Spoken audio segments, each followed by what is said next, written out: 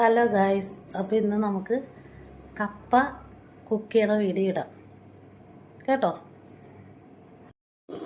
കപ്പ തിളക്കണേന്ന് കണ്ടോ.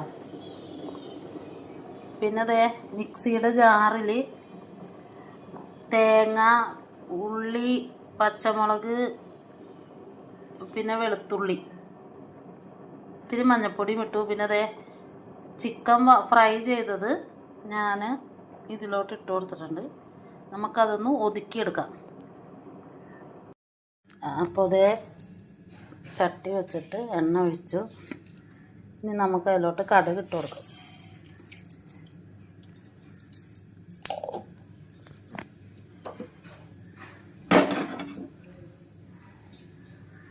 കടുക് പൊട്ടുകയാണ്. ഞാൻ ദേ കപ്പ ഇവിടെ ഉടച്ച് വച്ചിട്ടുണ്ട്. കടുക് പൊട്ടിക്കഴിഞ്ഞു. അപ്പോൾ നമുക്കിത് ഇത് ഇട്ട് കൊടുക്കാം കേട്ടോ, നമ്മൾ ഒതുക്കി വെച്ചത്.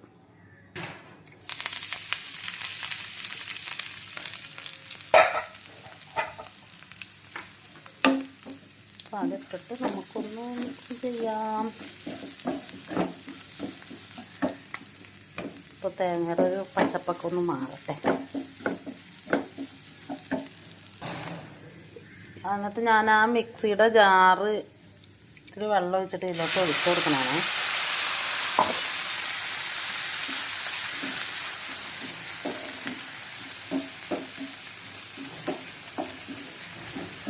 ഉപ്പൊക്കെ നേരത്തെ ഇട്ട് വേവിച്ചെടുത്തതാണ് കേട്ടോ കപ്പ.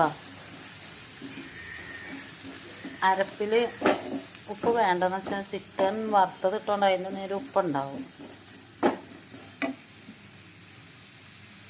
ഇനി നമുക്കിത് കപ്പയിലോട്ട് മിക്സ് ചെയ്യാം. അപ്പോൾ ഇതേ കപ്പയിലോട്ട് ഇട്ട് കൊടുത്തേ.